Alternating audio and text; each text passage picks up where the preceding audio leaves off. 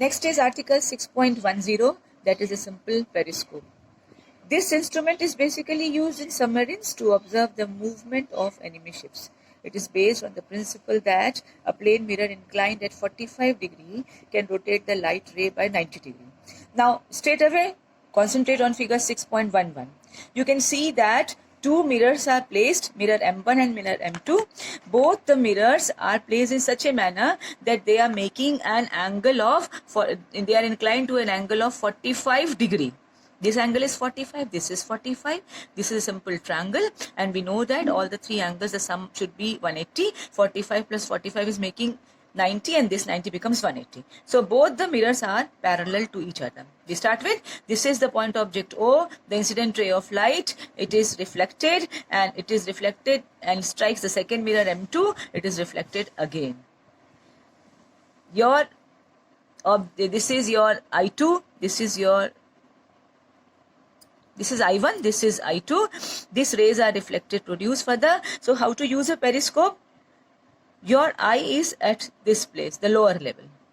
Your object is at the higher level. You are using the periscope over the crowd to collect the image. So definitely your eye is there, the object is at the top in front of mirror M1, the image is collected and image formed is I2 in front of your eye, and you are very easily seeing the image of the object O through the mirror M2.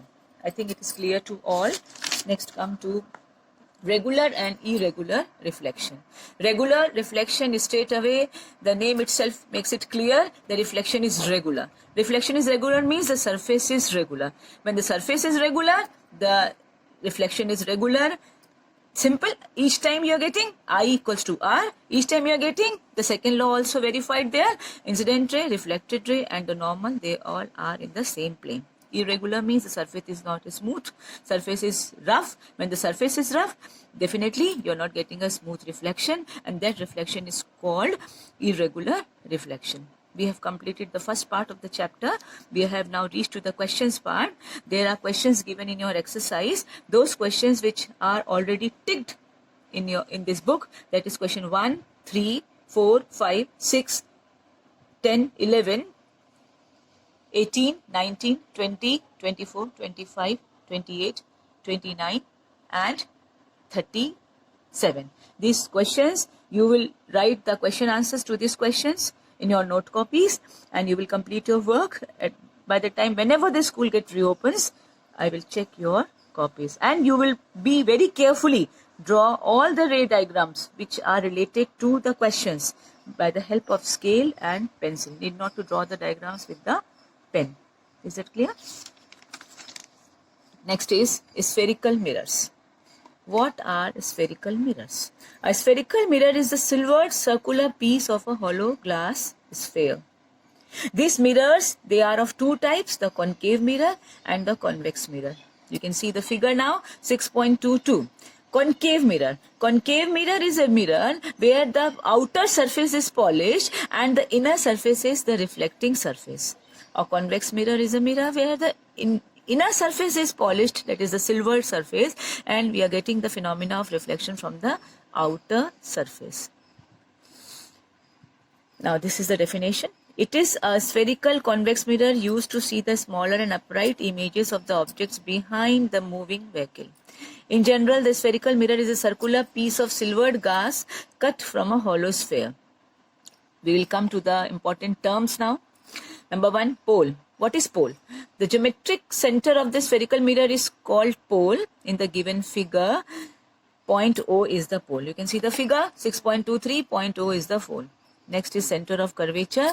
It is the center of the imaginary sphere of which the spherical mirror is a part. This is, if you are completing the circle, you are getting this circle complete. You are getting this sphere complete. So this C is the center of curvature.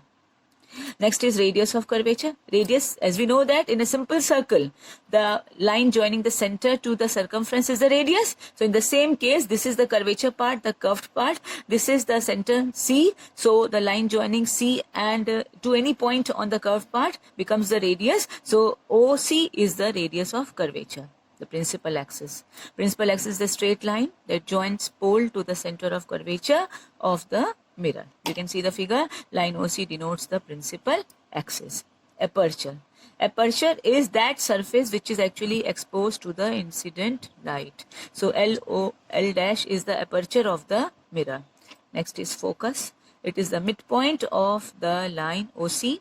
Incident light rays parallel to principal axis after reflection from the mirror converge to this point F. The last is the focal length. Focal length is nothing but the distance between the pole of the mirror and the focus, and focus lies on the principal axis, so it is also called principal focus. So straight away see the figure B, that is the distance from O to F is the focal length denoted by small letter f, and distance from O to C is the radius of denoted by capital R. That's all.